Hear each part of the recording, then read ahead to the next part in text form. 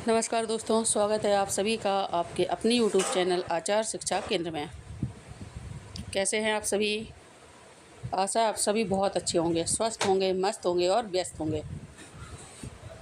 तो शुरू करते हैं आज की कक्षा। आज का हमारा विषय है क्रिया।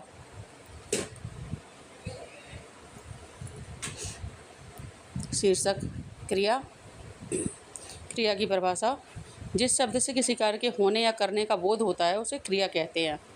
इन शॉर्ट, जो भी काम आप करते हैं, आपका सोना, जागना, खाना पीना, हंसना, रोना, सब कुछ क्रिया होता है। अगर आप कुछ नहीं कर रहे हैं, फ्री बैठे हैं, लेटे हैं, सो रहे हैं, कुछ भी कर रहे हैं, तो वह भी क्रिया में ही आएगा। अब आइए देखते हैं क्रिया के भेद अलग अलग आधारों पर। तो क्रिया के आधार दिए हैं, परिचय। अलग अलग आधारों पर क्रिया के भेद अलग अलग होते हैं। ये 4 प्रकार से दिए गए हैं: कर्म के आधार पर, रचना के आधार पर, प्रयोग के आधार पर और काल के आधार पर। सबसे पहले देखेंगे कर्म के आधार पर, और सबसे ज़्यादा प्रचलित स्वरूप यही है क्रिया का। इसमें 2 प्रकार की क्रिया होती है, एक तो सकर्मक होती है, दूसरी अकर्मक होती है। सकर्मक में जिसमें क्रिया का फल कर्म पर पड़ता है उसे सकर्मक कहते हैं। जिसमें क्रिया के साथ में कर्म ही नहीं होता है उसे अकर्मक कहते हैं। जैसे चिड़िया दाना चुगती है, तो चिड़िया क्या कर रही है भैया? दाना चुग रही है। दाना चुगेगी तो क्या होगा? दाना ख़त्म होगा। चिड़िया दाना चुगेगी तो दाना ख़त्म हो जाएगा, अर्थात क्रिया का फल कर्म पर पड़ रहा है, तो ये सकर्मक क्रिया हो जाएगी। किंतु यदि चिड़िया दाना नहीं चुग रही, चिड़िया क्या कर रही है? उड़ रही है। अब चिड़िया उड़ेगी तो किसी को कोई फ़र्क पड़ेगा? नहीं ना, तो उड़ना अकर्मक क्रिया हो जाएगा।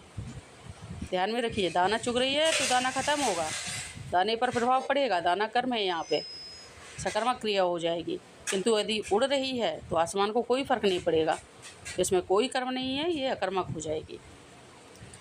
आगे है रचना के आधार पर। तो इस आधार पर क्रिया 3 प्रकार की होती है: सरल क्रिया, संयुक्त क्रिया और मिश्र क्रिया। अब देखते हैं तीनों की पहचान। तो सरल क्रिया, एक ही क्रिया शब्द होता है, एक वाक्य में एक ही क्रिया है, एक ही करता है। संयुक्त क्रिया, कर्ता एक या एक से अधिक हो सकते हैं, किंतु क्रिया 2 या 2 से अधिक क्रियाएं हैं। मिश्र क्रिया में संज्ञा अथवा विशेषण और साथ में क्रिया दी रहती है। जैसे वह बाजार जाता है, तो यहाँ पे एक ही क्रिया है कि वह बाजार जाता है, कर्म है बाजार, क्रिया हो गया जाना। वह बाजार जाकर फल खरीदता है, यहाँ पे क्रिया आपकी एक से अधिक हो गई।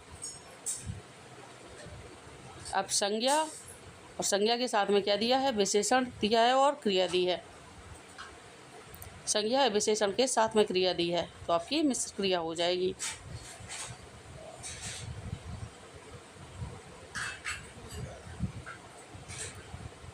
जैसे वह बड़ा बाजार गया।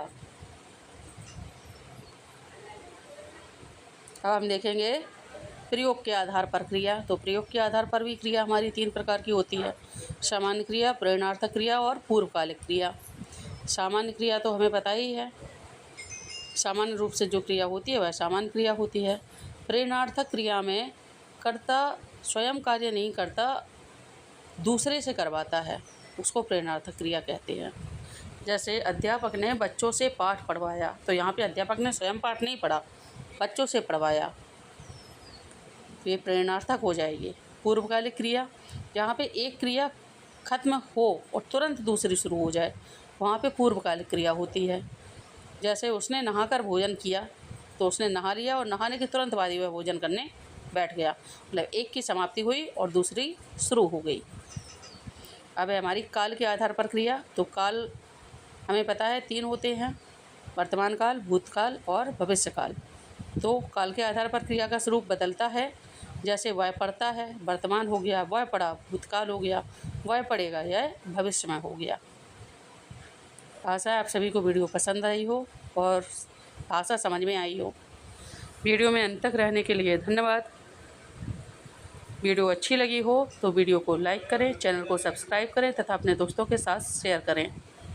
मिलते हैं शाम को क्रिया की क्विज में। तब तक के लिए स्वस्थ रहिए, मस्त रहिए और व्यस्त रहिए। नमस्कार।